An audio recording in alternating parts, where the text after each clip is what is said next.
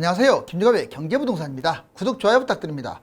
강남은 무려 22억이나 떨어진 아파트가 나왔습니다.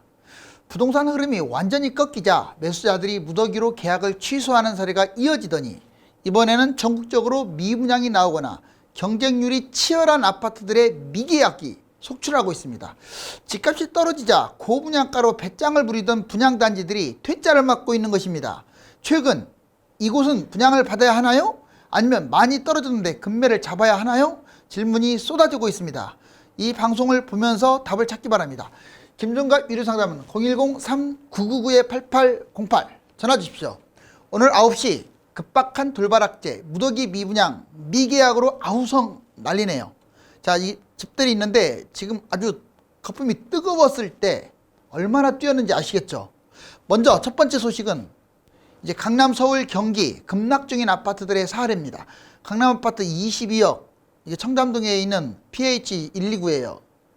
22억이 떨어졌어요. 물론 이제 내막을 좀 봐야겠지만 증여일 가능성도 있는데 설령 그렇다고 하더라도 지금 뭐 많이 빠졌다고 해서 무조건 증여가 아닙니다.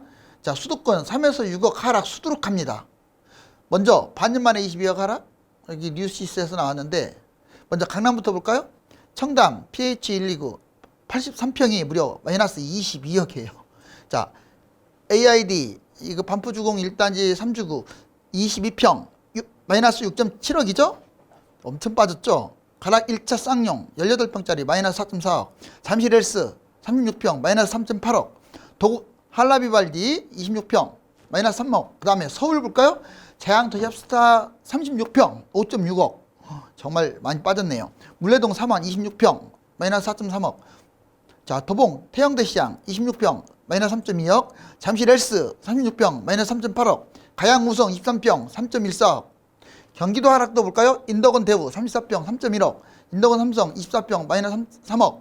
그 다음에 광명역 푸르지오 24평 34평 마이너스 2.2억. 이편한세양 광교 40평대 마이너스 1.2억. 유래호반 38평 마이너스 1.3억. 마침내 이제 서울, 강남, 서울, 경기도의 1기만이 아니라 2기 신도시 새 아파트들, 그 다음에 위성도시들, 지방 이렇게 하락 거래가 엄청 늘어나고 있음을 여기 지금 보니까 알겠죠. 이번에는 전국 아파트 미분양이 됐거나 미계약 급증하고 있는데, 자, 최근 몇 개월 동안 이어진 것들을 한번 정리해 봤습니다. 자, 미분양 미계약 급증. 먼저 서울 미계약 우장산 한울 H밸리움 459대 1이었는데 경쟁률, 여러분들 진짜 조심해야 돼요. 경쟁률이 이렇게 치열했는데 막상 미계약 났어요. 50%나. 신림스카이 아파트 23대 1이었는데 경쟁률 이것도 세죠. 60%나 미계약이에요. 그러니까 종잡을 수 없는 거예요. 그래서 세대수 적거나 이런 것들은 설령 나중에 완판돼도 이런 거 안 좋아요. 청약 신중하게 써야 돼요. 에비뉴 1000개, 자, 원 20대 1. 근데 30%나 미계약이 됐고, 동대문 VT 스타일 36대 1, 50%나 미계약. 장난 아니죠? 요즘도 계속 늘어나고 있어요. 경기 인천 송도자이더 스타 13대 1이라고 경쟁률 상당히 높죠. 최고가는 무려 112대 1이었습니다. 그런데 40%가 계약 포기야. 이 경쟁률만 놓고 본다면 뭐 엄청 셀 것 같은데 분양가가 비쌌기 때문에 그런 거예요. 송도 센트럴 파크 리버리치, 얘는 뭐 세대수는 많지 않는데 최고 207대 1. 그런데 50% 포기해버렸어요. 경쟁률 놓고 여러분들 판단하시면 안 돼요. 오산 세교2 1.32대 1, 10% 미달이 났습니다. 결국 화성 한양 18가구 미분양 났고, 지방 한번 볼까요? 대구 빌리브라디체 520가구 놔두는데 14가구가 지원해서 0.03대 2. 어떻게 520가구에 14가구가 지원해요? 지금 대구 난리죠. 대구 힐스테이트 동인 전평형 미분양, 부산 장안 0.38대 1 전평형 미달 났어요. 그 다음에 양산 트리마지원, 화하루 에듀케이션, 제니스, 뭐 여기만의 문제겠습니까? 뭐 광양이라든가 전국의 구석구석 지금 분양하는 곳들이 경쟁률은 치열했는데 미계약이 되거나 아예 처음부터 미분양이 되거나, 이제 아직 집값 빠진 지 2달밖에 안 됐어요. 뭐 그것도 완전 마이너스가 아닙니다. 이제 마이너스로 전환되게 되고 하락 거래가 늘어나게 되면요, 거들떠보지도 않아요. 가점 68점이 40점까지 떨어지는 데는 6개월도 안 걸려요. 다시 말할게요. 가점 68점이 40점대까지 떨어지는 거 6개월도 안 걸린다고요. 폭락을 해버리면. 그리고 그 정도 두면 40점대까지 떨어지면 이건 미분양입니다. 사실상. 왜? 1층 들까봐 안 넣어요. 제 말 거짓말인지 한번 나중에 보자고요. 그리고 지금 3기 신도시 이제 분양 시작인데 나중에 분양 폭탄 되면 얼마나 무서울까? 자, 부동산 폭락하면 발생하는 문제점. 이게 개인 또는 다주택 이런 문제가 아닙니다. 종합적으로 한번 볼까요? 부동산 폭락장 이미 시동 걸었다. 빚도 영끌적 견은 살벌한 경고가 지금 쏟아지고 있는데 먼저 집주인부터 보자고요. 크게 집을 산 사람들 영끌하고 갭투자 이 두 사람이 문제인 거예요. 먼저 영끌 채무 불이행에 빠질 수 있어요. 자, 원리금을 내야 하는데 금리 인상함으로써 자꾸 그 변동금리는 많이 내야 하잖아요. 갭투자 집값이 내려가는데 돈은 없다. 이건 경매당하죠. 100%. 집값 떨어지면 전세가도 떨어지는데 못 돌려주는 거야. 돌려막기를 못하니까. 다주택은 더 심각합니다. 자, 월세 목적으로 집을 여러 개 갖고 있는 사람들은 종부세 폭탄에 빠지고요. 갭투자 여러 채. 갭투자로 여러 채 잡은 사람들은 집값이 폭락을 하기 때문에 경매당합니다. 세입자들, 그렇다고 세입자 전세 사는 건 안전하지 않아요. 여기 보시면 집값 봐라. 깡통 전세. 전세가율 무려 80%는 다 위험하다고 보시면 돼요. 그러니까 아파트 외에 오피스텔, 빌라, 특히 빌라, 신축 빌라 이런 것들은 그냥 위험해요. 그러니까 보증보험 안 해주면 들어가지 마세요. 돈 날리니까. 아파트도요, 바짝 붙은 곳들, 특히 지방이 많아요. 조심하시고. 웬만하면 보증보험 하세요. 자, 그 다음에 여기 건설사들은 전국 미분양이 계속 나오잖아요. 그럼 이 사람들, 이 회사들 부도나는 거예요. 그래서 하락장에 부도나는 회사들이 건설사가 수두룩합니다. 자, 무분별하게 분양을 하다 보니까 나중에는 결국 30%나 떨이 분양가 밑으로 떨어지나요? 정답은 30%까지 떨어질 수가 있다. 좋은 곳도 떨어지나요? 3기 신도시 지금 두 더블, 세 더블 뛴 곳도 미분양이었던 곳이에요. 2기 신도시 말하는 거예요. 그럼 3기 신도시도 그러겠죠. 금융업. 자, 취약차주가 상당히 많죠. 그러면 금융부실이 생기면서 여러분들이 알고 있는 자, 1급 1금융권도 무너지고 예전 IMF 때 막 그럴 때 보면은 파산하잖아요. 국가 경제 집값 폭락하게 되면 집값이 한 3, 40% 떨어지면요. GDP가 3, 4% 그냥 급락해버려요. 그러니까 집값 올라갈 때는 GDP가 올라가니까 좋죠. 집값 떨어지면 망한다고요. 경제 성장이 어두워지니까. 총체적 부실, 경제 파탄, 경제 위기가 닥칠 수도 있어요. 이 집값 때문에. 물론 우리나라는 지금 가계부채나 이런 몇 가지가 아주 좀 심각하고 집값이 거품이 심하다. 이 두 가지가 아주 심각한데 전체적인 어떤 그런 부분들은 그 기업이라든가 이런 부분들의 안정성은 조금 높은 편이라서 중국이나 이런 나라하고는 뭐 같은 레벨은 아닌 것 같아요. 자, 부동산 2022년 3월 달에 결정이 납니다. 이제 그래봤자 두세 달밖에 안 남았어요. 대선. 자, 매도 다들 생각이 다른 것 같은데 아마 이렇게 진행될 거예요. 2021년 올해부터 쭉 떨어져서 겨울도 쭉 떨어질 것이다. 40%로 봅니다. 예전에는 10%밖에 20%밖에 안 봤는데 제가 그래도 40%더 상당히 올려놨어요. 왜냐하면 금리 인상은 지속될 것이고 다른 나라도 지금 아직 기하급수적으로 올라가다가 집값이 약간 꺾이는 추세. 중국은 이미 떨어지고 있고 자, 2021년부터 대세 하락할 가능성이 있다. 40%. 부동산 상승장은 마감됐고 모든 지표가 지금 내려가고 있죠. 집값 거품 최고고 살 사람 이미 다 사가지고 수요도 부족하고 단기적으로 금리 인상 내년에만 해도 3번 이상 인상한다고 하잖아요. 자, 미국도 3번 이상 인상, 대출 제한, 청약 확대, 청약에 쏠림 현상이 있으면 집을 안 사겠죠. 자, 결론적으로 내년에 대세 하락 가능성도 상당히 높다. 그런데 여기 보시면 2022년 하반기부터 대세 하락. 올해부터 내년 1, 2월, 3월까지는 떨어질 것 같아요. 집값이. 지금 흐름이 꺾였으니까. 그런데 이제 대선 3월 달부터 항상 여름만 되면 폭등했잖아요. 반등할 가능성도 있습니다. 그렇지만 이게 폭등은 아니에요. 2020년이나 21년 막 뛰듯이 2022년에 반등했다고 해서 폭등하는 게 아니라 잠깐 좀 이렇게 올라가는, 즉 팔 수 있는 어떤 기회가 될 수도 있어요. 그것은 대선하고 지자체 선거 때문에 그런 것 같아요. 자, 대세 하락과 지속 상승의 절충안, 이게 좀 현실적입니다. 저는 한 5, 60%로 보고 있어요. 이것은 현 정부 5년 내내 폭등, 여름 상승 계속 현 정부권에서는 계속 올라갈 것이고 여름에 계속 반복돼서 5년째 내내 폭등했어요. 이번에도 뛸 가능성이 높다 이거죠. 자, 새 정부 출범 이후 연착륙 1년 후 하락. 그렇지만 일단 3월 달에 보자고요. 압도적으로 지금 이게 뛴다는 건 아니니까 얘나 뭐 거기서 거기에요.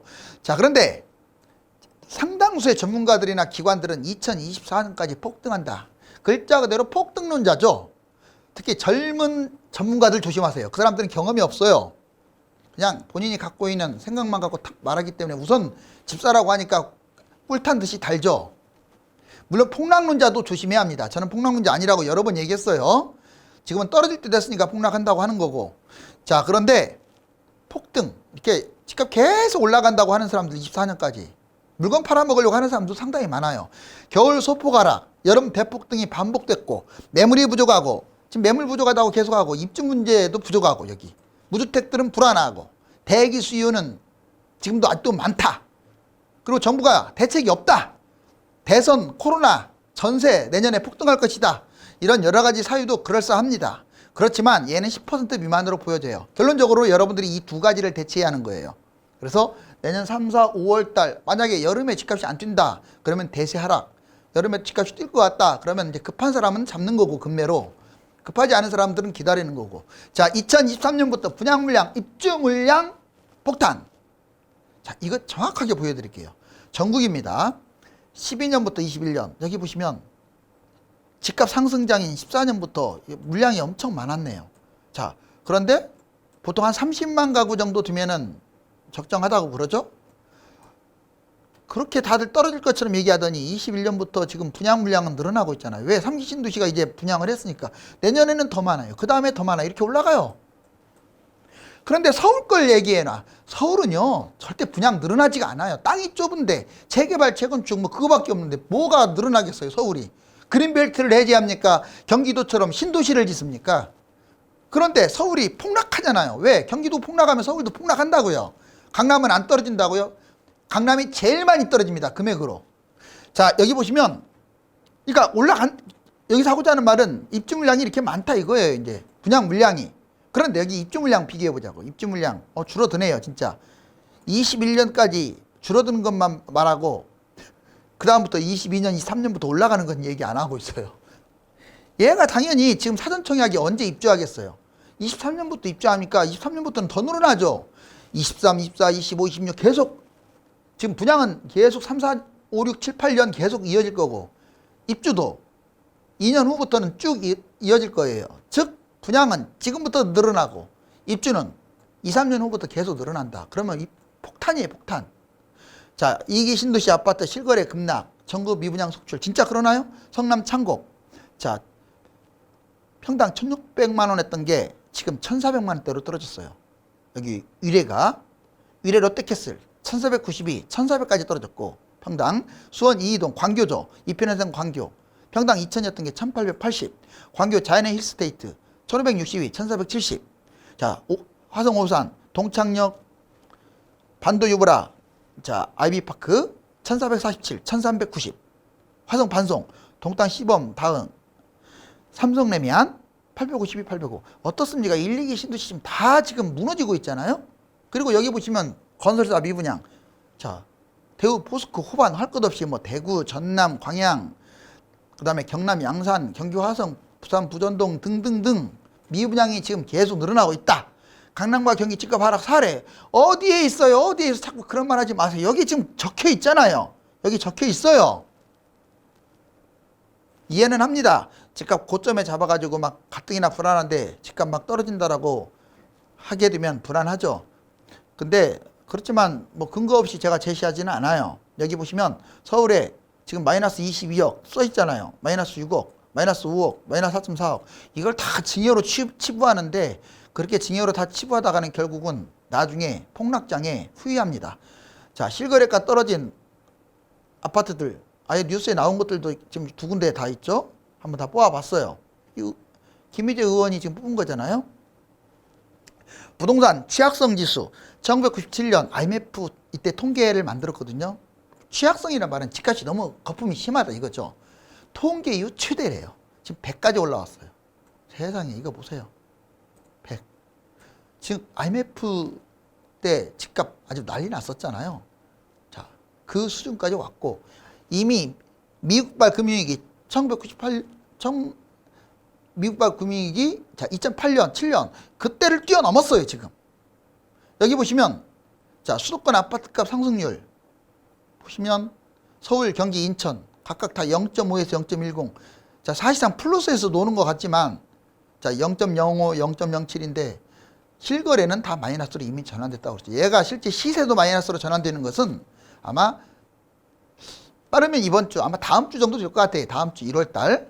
자 전세값도 보세요. 전세값 제가 보기에는 계속 떨어질 것 같아요. 당분간. 전국 하락한 지역과 새 아파트 마이너스 시장, 얼어붙은 지방 아파트 시장, 매물이 늘어나고 미분양도 속출한다. 자 서울 은평구 마이너스 0.3. 자 그다음에 수원시 영통구 하락했고, 화성시 동두천시 하락했고, 경북 포항시 남구, 상주시 영천시 다 하락했고, 전남 광양시, 세종은 엄청 떨어졌죠. 대구 등등등 지금 하락한 곳들이 계속 늘어나고 있다. 불패 자랑했던 신축 집값 2년 반 만에 떨어졌다. 자 신축이 원래 신축이 잘 버티는 건데 왜 신축이 떨어지냐면 신축이 그 전에 너무 뛰었어요. 자 구축이 못 뛸 때 신축은 2014년부터 꾸준히 뛰었어요. 2014년부터. 그러다 보니까 20년, 21년에 상대적으로 들뛴 거예요. 걔들이 안 뛴 게 아니에요. 이것은 지금 최근 것만 보여주니까 이런 현상이 벌어지죠. 지금 구축이 더 뛰었네요. 20년 초과 보세요. 0.17, 0.14, 0.10 점점 줄어들고 있죠. 자 신축 보세요. 0.07, 0.04, 마이너스 0.02 마이너스로 내려왔죠. 그런데 당연하죠. 신축은 그전부터 옛날부터 뛰었으니까. 그러니 지금 1기 신도시, 2기, 특히 2기 신도시 새 아파트 망한다는 말 제가 경고로 하는 말 아니에요. 거기 그냥 무진장이 떨어질 거예요. 10억짜리 5억 반토막 날 수도 있습니다. 조심하세요. 자 이제 2022년 집값 3월 대선이 최대 변수 결국 폭락 진행. 자 여기 보시면 집값이 계속 이렇게 맴돌다가 확 떨어졌죠. 그런데 이제 전문가들이 또는 기관이 내년 집값 3월 대선이 최대 변수라고 말을 하면서 여기 보세요. 2017, 18, 2.7, 3.6, 0, 그 다음에 2020년 9.1, 2021년 19.4. 아직 12월 안 끝났으니까 추정치라고 했는데 자 어때요? 지금 문재인 정부 때 2020년하고 2021년 이때 망한 거야. 문재인 정부가 2020년하고 21년 집값을 안 잡아버렸어요. 제가 보기에는 솔직히 말하면 그 용어가 좀 나오려고 하는데 참겠습니다. 이거 보세요. 이때도 집값 많이 뛰었다고 하는데 이때 지금 아예 전국 방방곡곡이 그냥 가만히 나몰라라 하는 바람에 집값 뛰었어요. 그러면서 그 하수인들 홍남기라든가 이주열이라든가 뭐라고 해요? 경고만 해야 되죠. 경고하기 전에 집값을 잡으려고 하는 실질 대책을 해야지. 자 어찌됐거나 내년에는 또 19.4까지 뛰었던 게 4.5 올라간다고 지금 표시되어 있네요. 이제 여름에 반등할 것이다 라고 예측을 하는 거죠. 이건 조건이 따라요. 정부가 집값을 안 잡는다는 조건입니다. 아니 집값을 정부가 옛날처럼 띄운다는 조건입니다. 과연 띄울까요?